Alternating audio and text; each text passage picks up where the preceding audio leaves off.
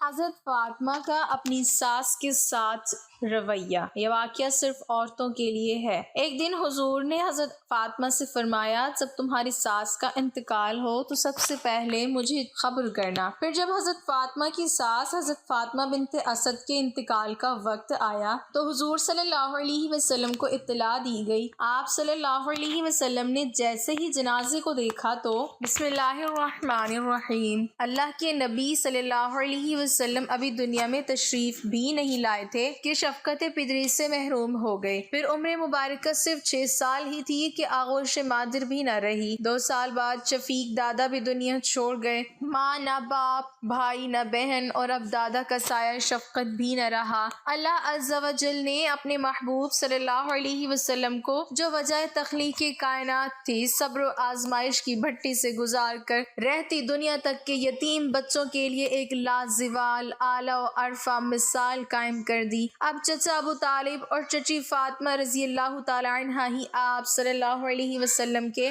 سب کچھ تھے۔ جناب ابو طالب تو والد جناب عبداللہ کے حقیقی بھائی تھے، لیکن چچی نے معصوم و یتیم بھتیجے پر ممتا کے جو پھول نچھاور کیے وہ رشتوں کی تاریخ میں سنہرے حروف سے تحریر ہیں۔ ان کا یتیم بچے کے ساتھ حسن سلوک اور صلہ رحمی دنیا بھر کی خواتین کے لیے مشعل راہ ہے۔ آج ایک ایسے معاشرے میں کہ جہاں دین سے دوری کی وجہ سے رشتوں کا تقدس معدوم ہوتا جا رہا ہے، وہاں یتیم بچوں کے ساتھ ناروا سلوک نے پھوپھی، چچی، خالہ اور سوتیلی ماں جیسے ماں بدل پاکیزہ رشتوں کی روح بھی پامال کر دی ہے۔ یہی وجہ ہے کہ صحابیات رضی اللہ عنہن کی سیرت کے مطالعے کی جتنی ضرورت آج ہے کبھی نہ تھی۔ ہمارے آس پاس معصوم بچوں پر بیتنے والے دل سوز واقعات بکھرے پڑے ہیں کہ جنہیں قلم بند کرتے ہوئے دل کانپ جاتا ہے، ہاتھ لرز اٹھتے ہیں۔ جناب عبد المطلب کی وفات کے بعد قبیلے کی سرداری، خاندان کی سربراہی اور خانہ کعبہ کے متولی کی ذمہ داری جناب ابو طالب کے کندھوں پر آ چکی تھی۔ وہ معاشی طور پر خوشحال نہ تھے۔ اپنے 7 بچوں کے علاوہ اپنے چہیتے بھتیجے کی سرپرستی اور پرورش کی ذمہ داری بھی آ پڑی تھی۔ ایسے میں سلیقہ شعار اہلیہ نے صبر و شکر، قناعت، سلیقہ مندی، فہم و فراست، سنجیدگی و بردباری، دانش مندی، حکمت اور توکل علی اللہ کے ساتھ سفید پوشی کا بھرم برقرار رکھا ہوا تھا۔ انہوں نے بھتیجے کو اپنی حقیقی اولاد پر ترجیح دیتے ہوئے ماں کے پیار کی کمی کا احساس نہ ہونے دیا۔ گھر کی ہر عمدہ چیز اور بہترین پوشاک پر پہلے بھتیجے کا حق تھا، بعد میں اپنے بچوں کا۔ یہ چچی ہی کی تربیت کا اثر تھا کہ 7 بچے حضور صلی اللہ علیہ وسلم پر جان چھڑکتے تھے۔ یوں اللہ کے رسول صلی اللہ علیہ وسلم کے بہن بھائی آل ابو طالب ہی تھے۔ پیار و محبت کے اس مشک بو تعلق کے پیچھے حضرت فاطمہ بنت اسد رضی اللہ تعالی عنہا کا وہ والہانہ کردار ہے جس کی گواہی رسول اللہ صلی اللہ علیہ وسلم بار بار دیا کرتے۔ حقیقت تو یہ ہے کہ سرکار دو عالم صلی اللہ علیہ وسلم کی حیات مبارکہ میں جن چند خواتین نے آپ صلی اللہ علیہ وسلم کے لیے ماں کا کردار ادا کیا، ان میں چچی فاطمہ سب سے منفرد حیثیت رکھتی ہیں۔ نبوت کے اعلان کے ساتھ ہی اہل مکہ کی محبتیں نفرتوں میں بدل گئیں۔ جو کل تک دوست تھے وہ دشمن بن گئے۔ اس کڑے وقت میں جناب ابو طالب کے ساتھ حضرت فاطمہ رضی اللہ تعالی عنہا ہی تھی جنہوں نے ممتا کی آغوش فراہم کی اور روح کے زخموں پر محبتوں کے پھائے رکھے۔ نیز اپنے بچوں حضرت جعفر رضی اللہ عنہ اور حضرت علی رضی اللہ تعالی عنہ کے ساتھ اسلام قبول کر کے سابقون الاولون کے اعزاز سے سرفراز ہوئیں۔ حضرت صلی اللہ علیہ وسلم کا دار ارقم میں قیام ہو یا شعیب ابی طالب کی قید سخت، طائف کا سفر ہو یا مکہ کے بازاروں میں ڈھائے جانے والے مظالم، ظلمت و کفر، قہر و غضب اور ابتلا کے اس دور میں یہ چچی فاطمہ ہی تھیں جو کبھی رازداری سے تو کبھی علل اعلان حق کے ممتا ادا کرتی رہیں۔ قریش ابو طالب کے پاس جا کر شکایت کرتے تو جواب ملتا وہ ماں ہیں اور حضرت محمد صلی اللہ علیہ وسلم ان کے بیٹے، تو ماں کی ممتا کو بیٹے کے پیار سے کیسے جدا کر سکتے ہو؟ فاطمہ رضی اللہ تعالی عنہا ان سے اپنے بچوں سے زیادہ محبت کرتی ہیں، میں انہیں کیسے منع کر سکتا ہوں؟ جب انہوں نے اسلام قبول کیا تو اللہ کے رسول صلی اللہ علیہ وسلم نے فرمایا، مجھے کبھی اتنی خوشی نہیں ہوئی جتنی چچی رضی اللہ عنہا کے اسلام لانے پر ہوا۔ نام فاطمہ، والد کا نام اسد بن ہاشم بن عبد مناف ہے، والدہ کا نام فاطمہ بنت حریم بن رواحہ ہے۔ عبد مناف ابو طالب سے حضرت علی المرتضیٰ، حضرت جعفر طیار، حضرت عقیل اور طالب پیدا ہوئے۔ طالب ان میں سب سے بڑے تھے جن کے نام پر ابو طالب کی کنیت ہے۔ صاحبزادیوں میں ہانی، زمانہ رضی اللہ تعالی عنہ اور ریتا رضی اللہ تعالی عنہ پیدا ہوئیں۔ حضرت فاطمہ رضی اللہ تعالی عنہ رسول اللہ صلی اللہ علیہ وسلم کے دادا جناب عبد المطلب کی بھتیجی تھیں۔ یہ پہلی ہاشمی خاتون تھی جن سے ہاشمی اولاد پیدا ہوئی۔ حضرت فاطمہ جس دور میں پیدا ہوئی اس وقت اہل قریش کی شرافت، ذلت و پستی کے گڑھوں میں دفن ہو چکی تھی۔ معاشرہ سخت اضطراب، انتشار اور زوال و انحطاط کا شکار تھا۔ شرمناک خرافات اور جاہلانہ رسومات نے انسانی زندگی کو جانوروں سے بدتر کر دیا تھا۔ اخلاقی اقدار کا جنازہ نکل چکا تھا۔ قریش اپنے آپ کو دین ابراہیمی علیہ السلام کا علم بردار اور محافظ سمجھتے ہوئے دوسروں سے افضل و اعلیٰ خیال کرتے تھے۔ اسی احساس برتری نے غرور و تکبر کا روپ دھارتے ہوئے ان کی انفرادی و اجتماعی زندگیوں کو گناہوں کے ڈھیر میں تبدیل کر دیا تھا۔ عالم یہ تھا کہ ماں، بہن، بیٹی اور بیوی کے مقدس ترین رشتے بھی پامال ہو رہے تھے، یہاں تک کہ اپنی نوزائیدہ بچیوں کو زندہ دفن کر دینا فخر کی بات سمجھی جاتی اور اس کے قصے محافل میں بیان کیے جاتے۔ ویسے تو اہل قریش شریعت ابراہیمی علیہ السلام سے کوسوں دور تھے، البتہ خاندان بنو ہاشم کی اکثریت دین ابراہیمی علیہ السلام ہی کی پیروکار تھی۔ حضرت فاطمہ بنت اسد خان وعدہ ہاشم کی چشم و چراغ تھی۔ اپنے حسن و جمال اور معصومانہ حرکات کی وجہ سے پورا گھرانہ ان کا گرویدہ تھا۔ خانہ کعبہ کے متولی بنو ہاشم کے بارعب و بردبار سردار عبد المطلب اپنی اس بھتیجی سے بے حد پیار کرتے اور یہ پیار ہی ان کے ابو طالب سے نکاح کی بنیاد بنا۔ اللہ تعالیٰ نے انہیں خوبصورتی کے ساتھ پاکیزہ سیرت سے نوازا تھا۔ شوہر اور سسرال والوں کے دلوں پر راج کرنا انہیں خوب آتا تھا۔ جناب ابو طالب نے کسی ساری زندگی دوسری عورت کی جانب دیکھنا بھی گوارا نہ کیا۔ مرتے دم تک فاطمہ بنت اسد رضی اللہ تعالی عنہا ہی ان کی شریک حیات رہیں۔ شعیب ابی طالب سے واپسی کے کچھ ماہ بعد ہی جناب ابو طالب اور ام المؤمنین حضرت خدیجہ الکبریٰ رضی اللہ تعالی عنہا کی جدائی سے حضرت صلی اللہ علیہ وسلم پر غموں کے پہاڑ ٹوٹ پڑا۔ اب قریش کی روک ٹوک کرنے والا کوئی نہ تھا۔ آزمائش و ابتلا کے اس کٹھن دور میں چچی کی آغوش محبت مزید کشادہ ہو گئی۔ وہ حضور صلی اللہ علیہ وسلم کے دکھوں پر پیار و محبت کا مرہم رکھتی اور سرپرستی فرماتی۔ اللہ کے رسول صلی اللہ علیہ وسلم اس وقت کو یاد کرتے ہوئے فرماتے تھے، ابو طالب کے بعد ان سے زیادہ مجھ پر کوئی مہربان نہ تھا۔ 1490-622 میں عام مسلمانوں نے مدینہ منورہ ہجرت کی تو حضرت فاطمہ رضی اللہ تعالی عنہا بھی ان کے ساتھ تھیں۔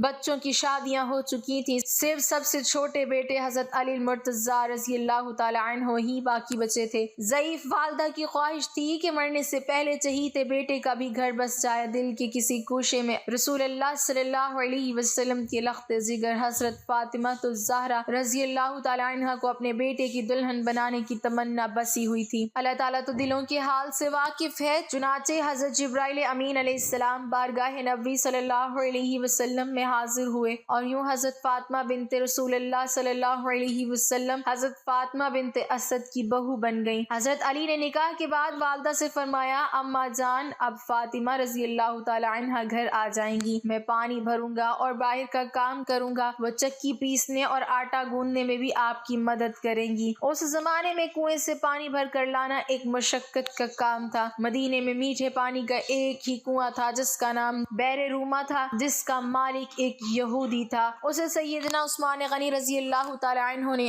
حضرت صلی اللہ علیہ وسلم کے حکم پر خرید کر مسلمانوں کے لیے وقف کر دیا تھا۔ اب وہ کنواں بئر عثمان کے نام سے مشہور ہے۔ رسول اللہ صلی اللہ علیہ وسلم اکثر اپنی ضعیف چچی کے گھر تشریف لے جاتے، وہاں آرام فرماتے اور ان کی ضروریات کا خیال رکھتے۔ 5 ہجری 627 عیسوی میں نبی کریم صلی اللہ علیہ وسلم کی جلیل القدر چچی حضرت فاطمہ رضی اللہ تعالی عنہا نے وفات پائی۔ اللہ کے رسول صلی اللہ علیہ وسلم نے حضرت ابو ایوب انصاری اور چند دیگر صحابہ رضی اللہ عنہم کو جنت البقیع میں قبر کھودنے پر مامور فرمایا، جبکہ لحد اپنے ہاتھوں سے تیار کی اور قبر میں لیٹ کر معائنہ فرمایا۔ ان کے کفن کے لیے اپنی قمیض دی۔ صحابہ کرام نے اس کی وجہ پوچھی تو فرمایا ابو طالب کے بعد ان سے زیادہ میرے ساتھ حسن سلوک کسی نے نہیں کیا، اس بنا پر میں نے انہیں اپنی قمیص پہنائی کہ جنت میں ان کو صلہ ملے، اور قبر میں لیٹ گیا کہ قبر کی سختی میں کمی ہو۔ بعض روایات میں ہے کہ آپ صلی اللہ علیہ وسلم نے قبر میں لیٹے لیٹے دعا کی، اے اللہ میری ماں کی مغفرت فرما، ان پر رحم فرما اور ان کی قبر کو جنت کے باغات میں سے ایک باغ بنا دے۔ ساحل سیر لکھتے ہیں کہ رسول اللہ صلی اللہ علیہ وسلم تدفین کے بعد ان کے گھر تشریف لے گئے، آنکھوں سے اشک جاری تھے۔ آپ صلی اللہ علیہ وسلم نے وہاں موجود اہل خانہ سے فرمایا میری ماں کے انتقال کے بعد انہوں نے حقیقی ماں کی طرح میری پرورش کی، بچپن سے جوانی تک میرے ساتھ شفقت، محبت اور پیار کا ایسا تعلق رکھا جس نے مجھے اپنی حقیقی ماں کی کمی محسوس نہ ہونے دی۔ مجھے یاد ہے